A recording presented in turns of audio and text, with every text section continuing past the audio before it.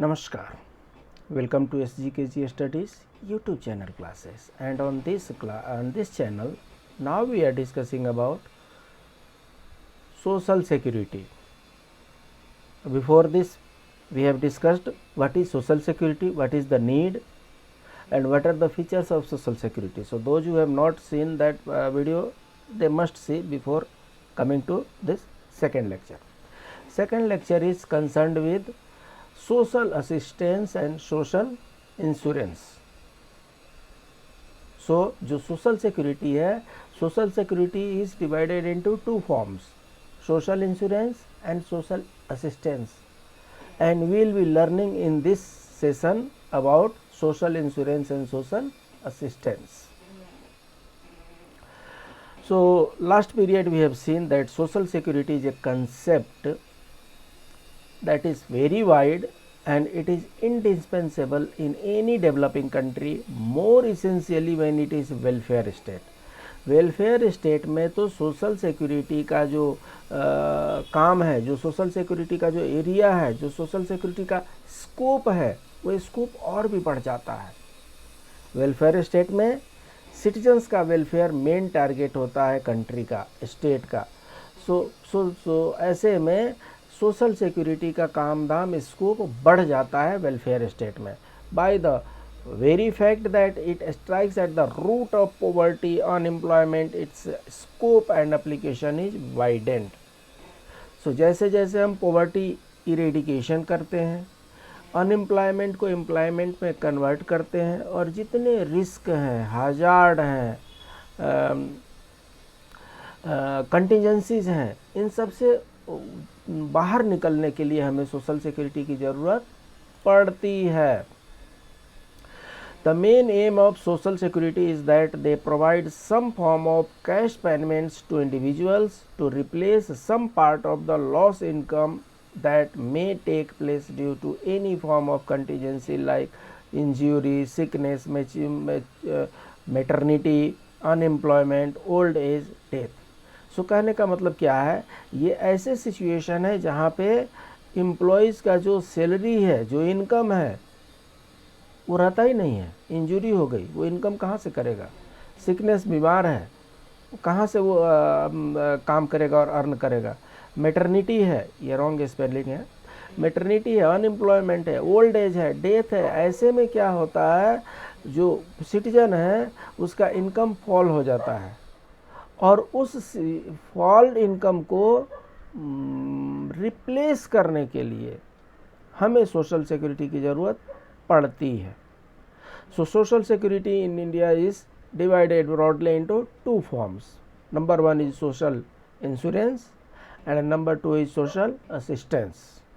So हम अभी social security को इस सेशन में सोशल सिक्योरिटी को हम दो फॉर्म में बांट करके पढ़ेंगे. सोशल सिक्योरिटी में कुछ सोशल इंश्योरेंस होते हैं और कुछ सोशल असिस्टेंस होते हैं. सोशल इंश्योरेंस क्या होते हैं, सोशल असिस्टेंस क्या होते हैं, उन्हीं के बारे में अभी हम चर्चा करने जा रहे हैं. In social insurance is giving the return for contribution of meeting different contingencies of the life. So social insurance में क्या होता है, गिविंग इन रिटर्न. जब जैसे हम कहते हैं कि गिविंग इन रिटर्न है, इसका मतलब कि पहले हम कुछ कलेक्ट कर चुके हैं. सो ये सोशल इंश्योरेंस है. सोशल इंश्योरेंस एक नॉर्मल इंश्योरेंस होता है. नॉर्मल इंश्योरेंस में प्रीमियम बहुत हाई होता है.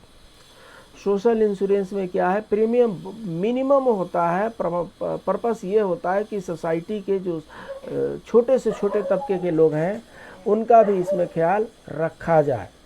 तो वो सारे स्कीम जिसमें हम कुछ कंट्रीब्यूट करते हैं, सो दैट हमारे जो ऑड डेज हैं उस ऑड डेज में हमें इन रिटर्न कुछ मिल सके, उनको सोशल इंश्योरेंस स्कीम के नाम से जाना जाता है.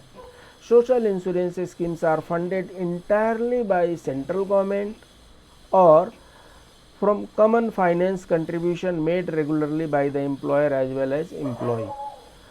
सो यहाँ पर क्या होता है, एक फंड बनाया जाता है, एक ट्रस्ट बनाया जाता है, और उस ट्रस्ट में एम्प्लॉयर और एम्प्लॉय के कंट्रीब्यूशन जमा होते हैं, और उसी ट्रस्ट फंड, उसी फंड से इनका जो है वेलफेयर देखा जाता है, सोशल इंश्योरेंस इनका किया जाता है।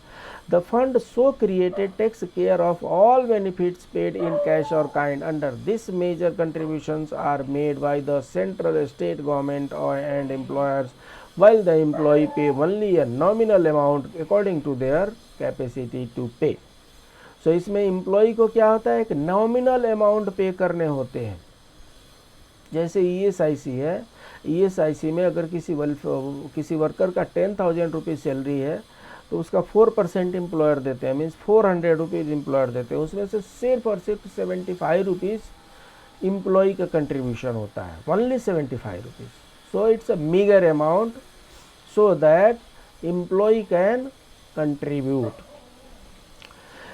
So in social assistance, this is the social insurance, this is the social assistance.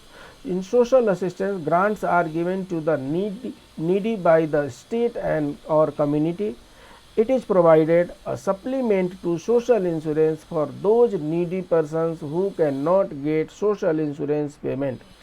So समाज में ऐसे बहुत से लोग मिल जाएंगे जिनके पास सोशल इंश्योरेंस कराने के लिए 8 रुपया 10 रुपया भी कंट्रीब्यूशन पे करने के कंडीशन में नहीं है। तो जो कंट्रीब्यूशन नहीं पे कर सकते, क्या उनका ख्याल नहीं रखा जाएगा? क्या उनके प्रति देश की कोई जिम्मेदारी नहीं होती है? होती है, और उस जिम्मेदारी को सोशल असिस्टेंस कहते हैं।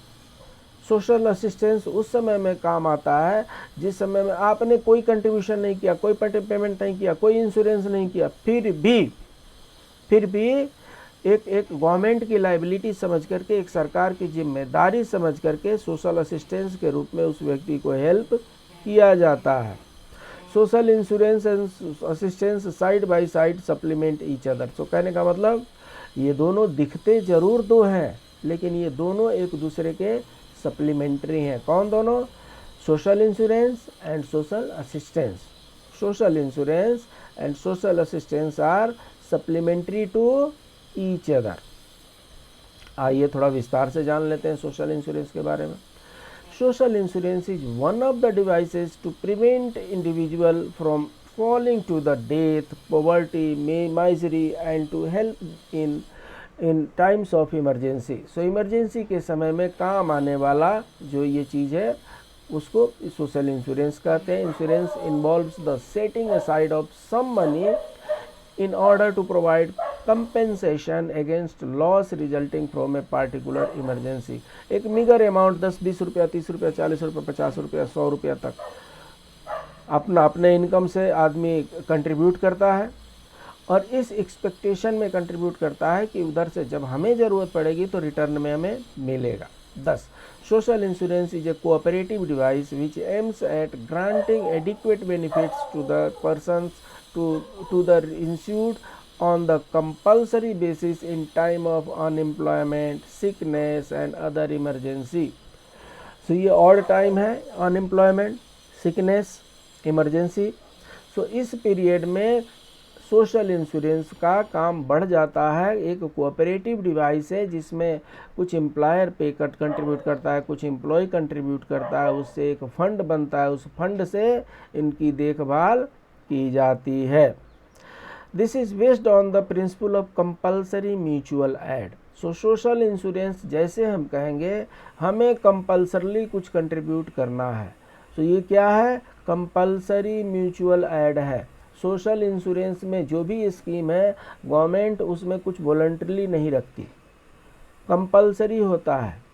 वो सारे वर्किंग प्लेस जहाँ पे 10 से ज़्यादा एम्प्लॉय काम करते हैं, ESI इज मैंडेटरी। और चाहे एम्प्लॉयर ये कहे कि हम करना नहीं चाहते हैं, चाहे एम्प्लॉय ये कहे कि हम पे करना नहीं चाहते हैं, कोई फ़र्क नहीं पड़ता साहब, क्योंकि सोशल इंश्योरेंस जो होता है कंपलसरी नेचर का होता है। और कंपलसरी नेचर का होता है तो आप अगर गवर्नमेंट अगर आप जॉब कर रहे हैं तो you have to abide by the rules. कोई ऑप्शन नहीं कि हम पे नहीं पे करेंगे। कैसे नहीं करेंगे साहब? करना ही पड़ेगा। So it's a compulsory mutual aid है। स्कोप क्या है? The scope of social insurance is very wide covering. एक तो वर्कर्स स्टेट इंश्योरेंस स्कीम है, इसको हम ESIC के नाम से जानते हैं। सो ये एम्प्लॉई स्टेट इंश्योरेंस है 1948 वाला।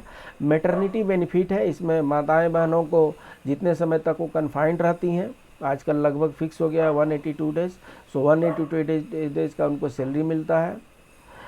कोल माइंस प्रोविडेंट फंड है एंड बोनस स्कीम भी है। सीमेंस का अलग से प्रोविडेंट फंड स्कीम है। मेडिकल स्कीम अलग से देते हैं। इंडियन रेलवे का इसके लिए इंश्योरेंस का स्कीम अलग से होता है। सो ये sum of the scope of social insurance है, जहाँ पे कंट्रीब्यूटिव बेसिस पे कुछ हम पे करते हैं और जब ऑड टाइम आता है तो हमें उसका रिटर्न भरपूर मिलता है। Principal elements of social insurance क्या है? Social insurance is financed by contributions which are normally shared between employers and workers. So जैसा कि हमने पहले ही आपको बताया, सोशल इंश्योरेंस जो है म्यूचुअल कंट्रीब्यूशन पर होता है और कंट्रीब्यूशन में एम्प्लॉयर भी पे करते हैं, एम्प्लॉयर का शेयर ज़्यादा होगा, एम्प्लॉय का शेयर कम होगा, दोनों को पे करना है, तभी जाकर के इंश्योरेंस पूरा होता है। With perhaps state participation in the form of a supplementary contribution or other subsidy by the general revenue. Participation is compulsory with few exceptions. So participation इसमें कंपल्सरी होता है। Contributions are accumulated in special funds out of which benefits are paid. सो जैसे ESIC हो गया, PF हो गया, इनका special fund होता है। इस फंड में सारे कंट्रीब्यूशन एक्यूमुलेट होते हैं और जब जैसी ज़रूरत पड़ती है उस एम्प्लॉय को, उस सोसाइटी के सिटीजन को उसको रिटर्न में पे किया जाता है, ह्यूज अमाउंट पे किया जाता है। Surplus funds not needed to pay current benefits are invested to earn further income. A person's right to benefit is secured by his contribution record without any test of needs or means. वो चाहे उसकी ज़रूरत है चाहे नहीं है, अगर आप उस कैटेगरी में फॉल करते हैं तो आपका कंपलसरी कंट्रीब्यूशन है और बेनिफिट आपका सिक्योर्ड है, मिलेगा। The contribution and benefit rates are often related to what the person is और हैज़ बीन अर्निंग। सो जैसा कंट्रीब्यूशन होगा बेनिफिट भी वैसे ही होगा। अगर आप 10,000 रुपीज़ सैलरी का के हिसाब से कंट्रीब्यूट कर रहे हैं तो ज़रूरत पड़ने पर 10,000 सैलरी के हिसाब से ही पेंशन फिक्स किया जाएगा। अगर आप 20,000 के हिसाब से पे कर रहे हैं तो समय आने पर 20,000 पर मंथ के हिसाब से मैटरनिटी पे किया जाएगा। सो इट्स टोटली को related with your salary. If salary is lesser, contribution will be lesser, benefit will be lesser. If salary is more, contribution will be more, benefits will be more. अब हम जान लेते हैं social assistance के बारे में। Social assistance refers to the assistance rendered by the society to the poor and needy persons voluntarily without placing any obligation on them to make any contribution to be entitle to relief. कहने का मतलब ये है कि social assistance प्राप्त उनको दिया जाता है जो सोसाइटी के गरीब तबके के लोग हैं और इसके लिए उनको किसी भी प्रकार का कंट्रीब्यूशन करने की ज़रूरत नहीं है।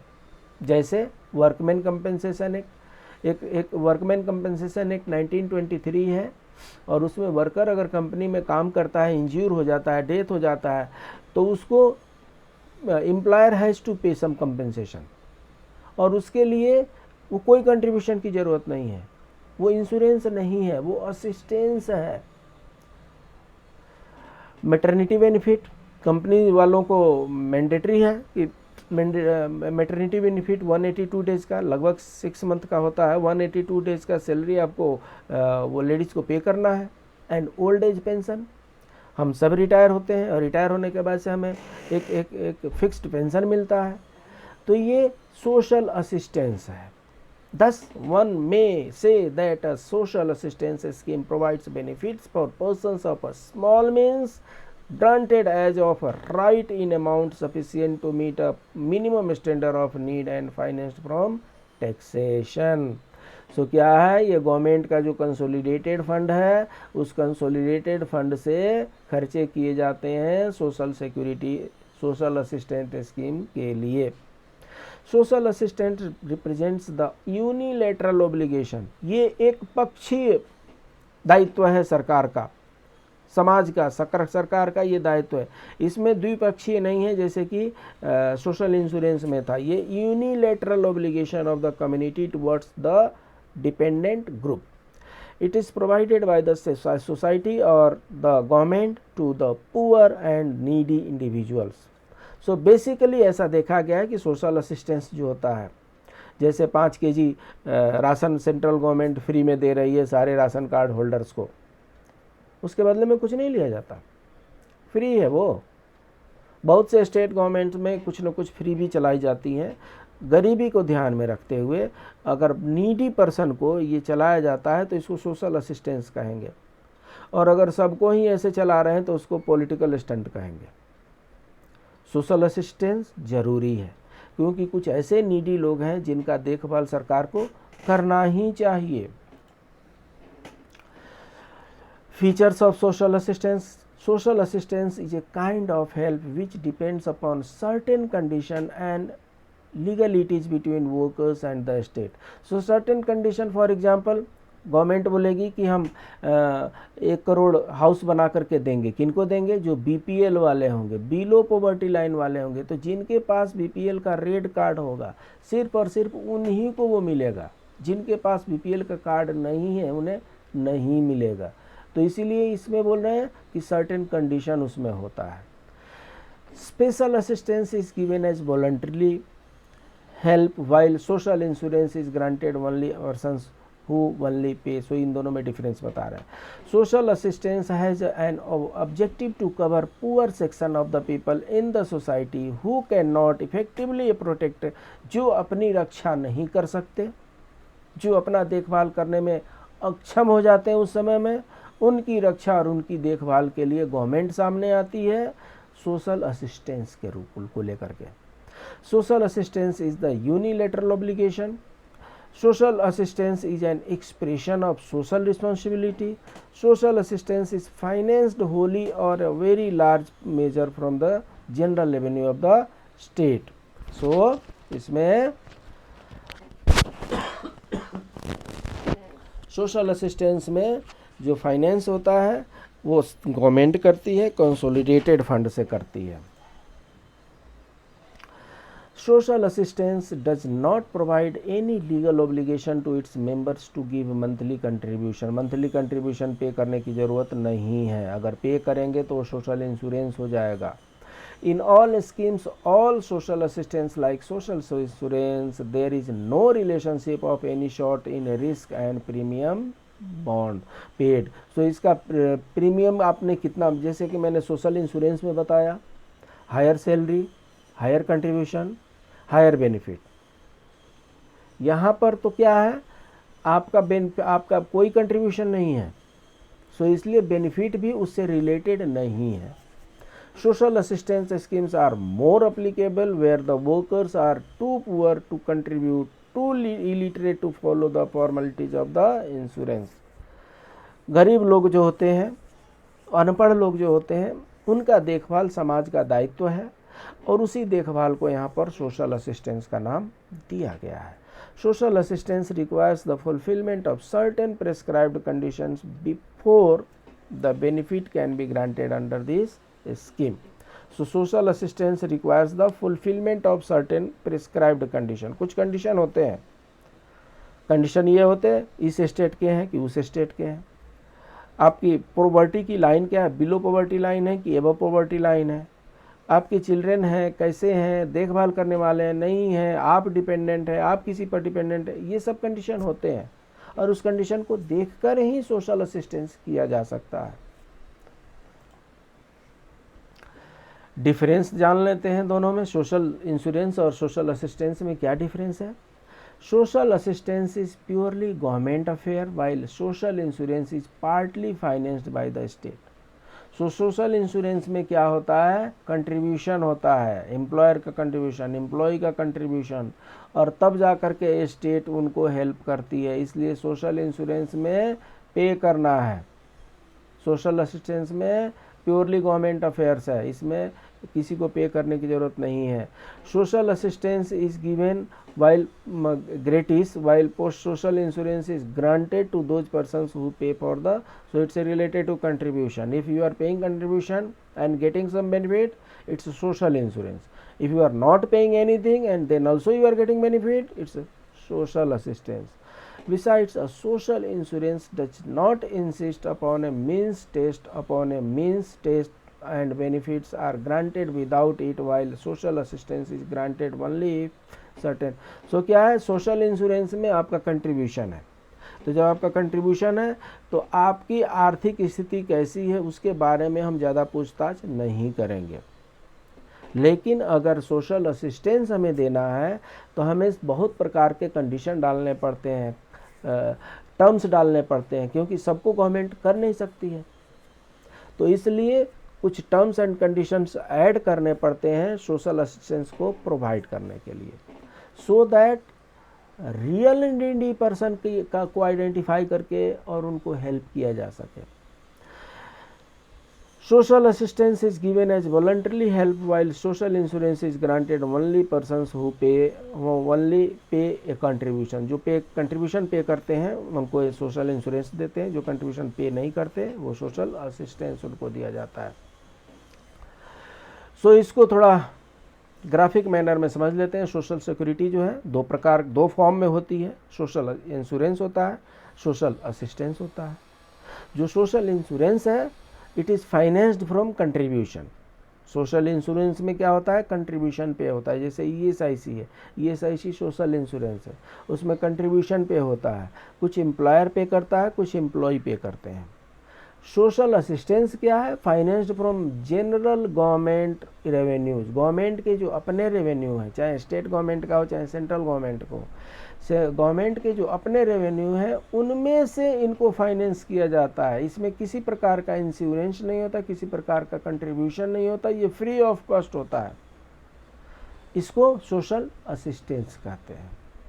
यहाँ तक आते आते सोशल सिक्योरिटी के दो form, social insurance, social assistance. Social insurance में कुछ प्रीमियम पे करने पड़ते हैं, कुछ कंट्रीब्यूशन पे करने पड़ते हैं। सोशल असिस्टेंस में कुछ भी नहीं पे करना है, आपकी आर्थिक स्थिति, सामाजिक स्थिति देख करके और गवर्नमेंट हेल्प करने के लिए आ जाती है।